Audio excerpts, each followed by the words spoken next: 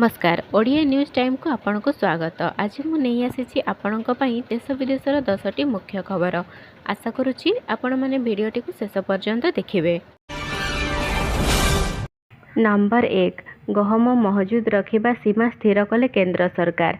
खाद्य सुरक्षा को ध्यान में रखी केंद्र सरकार सोमवार गहम पर स्टॉक सीमा लगाई। एणिकी कौनसी पाइकारी विक्रेता खुचरा व्यवसायी 3000 क्विंटाल रु अधिक गहम निज पाखरे रखिपारे नहीं। एही नियम सबू राज्य केंद्र शासित प्रदेश में लागू हेबो। एही निष्पत्ति सरकार गहम कड़ा बजारी रखिबा एवं 2025 जाए मूल्य स्थिर रखिबा एवं खाद्य सुरक्षा सुनिश्चित करबा पई करिसंती। सरकार गहम उपरे लाइसेंसिंग आवश्यकता स्टॉक सीमा एवं प्रतिबंधक को हटाइबा आदेश जारी करिसंती, जहाँ 2025 मार्च 31 जाए तत्काल प्रभावी हेबो। जड़े अधिकारी कहिसंती जे नुआ नियम अनुसार रिटेल विक्रेता एवं छोट दोकानी को 10 टन जाए गहम महजूद रखिपारिबे। नंबर 2 ए वर्ष अपराह्न 5टारे हेबो रथटଣା। ए वर्ष अपराह्न 5टारे हेबो रथटଣା। श्रीमंदिर छत्तीसा निजोग गुरुत्वपूर्ण बैठक में यह गुरुत्वपूर्ण निष्पत्ति निया जाइछि। मुख्य प्रशासक जिलापाल एसपी निजोग सदस्य सामिल होइथिले। श्री गुंडीचा और बाहुड़ा यात्रा पर नीति निर्घंट को अनुमोदन दि जाइछि। बैठक पर श्रीमंदिर मुख्य प्रशासन वीर विक्रम यादव सूचना देइछंती। नीति निर्देश और व्यवस्थावली को बैठक में चूड़ांत करा जाइछि। रथयात्रा दिन अपराह्न 5टारे रथटଣା हेबो। 6टारे सकाळ धूप सरिबा परे पटीदियंकठू आज्ञामाण आसिबो बोली श्रीमंदिर मुख्य प्रशासक सूचना देइछंती।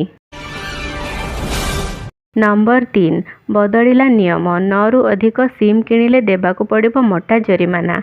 नुआ टेलीकॉम एक्ट 2023 लागू हेबाकू जाउछि। एही नुआ टेलीकॉम एक्ट रे सिम कार्ड किणिबाठू आरंभ करी फेक कॉल ट्रैप को नहीं अनेक बड़ प्रावधान रही। जदि कौनसी यूजर को आधार कार्ड रु 9 रु अधिक सिम जारी होइछि तेबे तांको उपरे 50,000 टंकार जरिमाना लागिबो। तेबे एही नियम जरिमाना प्रथम थर भूल पाई। जदि कौनसी व्यक्ति भूल को दोहराती तेबे 2 लाख टंका जाए जरिमाना देबाकू पड़िबो। एहा व्यतीत जदि भूल मार्ग रे यूजर व्यवहार करी सिम कार्ड किणा जाए तेबे 3 वर्ष जाए जेल एवं 50 लाख टंकार जरिमाना देबाकू पड़िबो।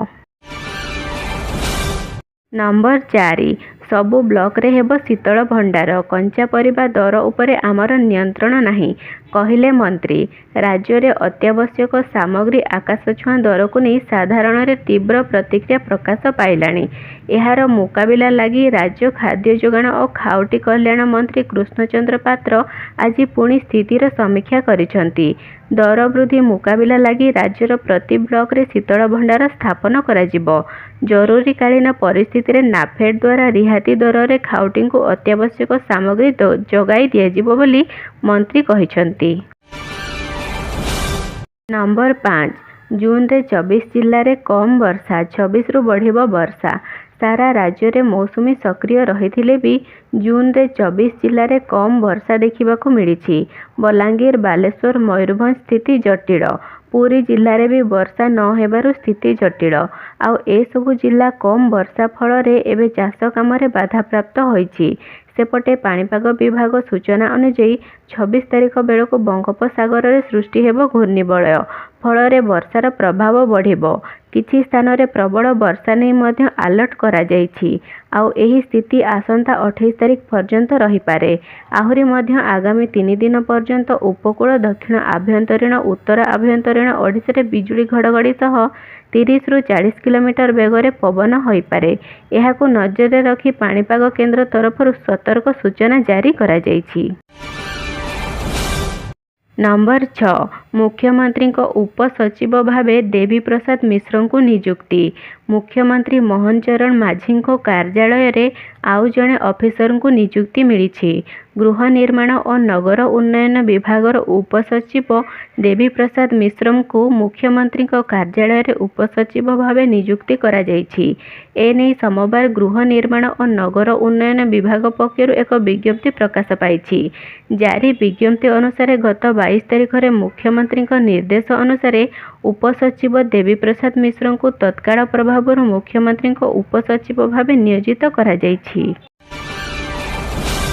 नंबर 7 नीट अनियमितता मामलें सीबीआईर तनाघना आतंकी लिंक नहीं बढ़िला संदेह।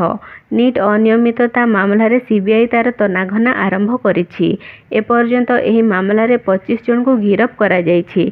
सेपटे एही मामलें आतंकवादी संपृक्त थिबा संदेह बढ़िबारे लागिछि। महाराष्ट्र रे जन को गिरफ करा जाइछि। सेपटे नीट प्रसंग रे केंद्र सरकार आड़कू आक्षेप करिछि बीजेडी।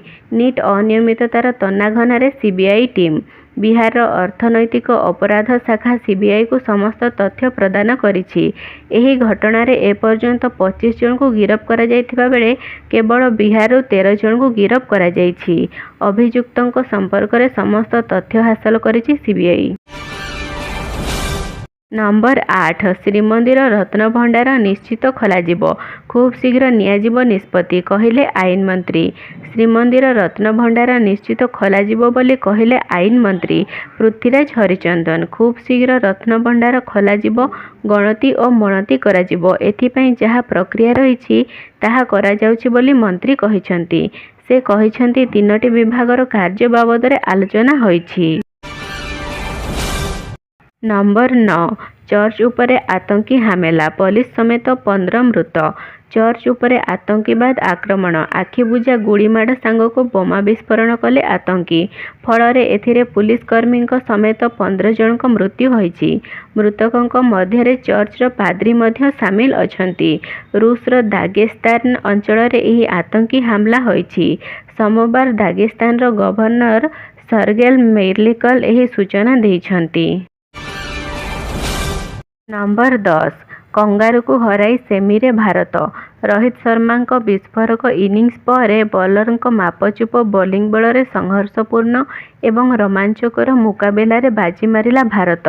ऑस्ट्रेलिया को 24 रन रे हराई 2023 दिनिकिया विश्वकप फाइनाल मधुर प्रतिशोध नहीं पारिछि रोहित बाहिनी। विजय सह भारत ग्रुप 1 रु प्रथम दल भावे सेमीफाइनाल जीवा मुस्किल हो जाइछि। कंगारू दलर पराजय रे अफगानिस्तान को बड़ खुशी होईछि। चतुर्थ सेमीफाइनालिस्ट किए हेबो आज अफगानिस्तान और बांग्लादेश मैच रो फलाफल पर स्पष्ट हेबो। प्रथमे बैटिंग करिथिबा भारत रोहित शर्मा को धुआंधार 92 रन बल रे 5 विकेट हराई 205 रन करिथिला। 206 रन रो विजय लक्ष्य पिछा करिथिबा ऑस्ट्रेलिया 7 विकेट हराई 181 रन रे सीमित रहिछि। भिडियोटी को शेष पर्यंत देखिथिबारु आपनकु बहुत बहुत धन्यवाद। एहीपरि अपडेट न्यूज पाइबाकु हेले आम चैनल टी को सब्सक्राइब करिनियंतु।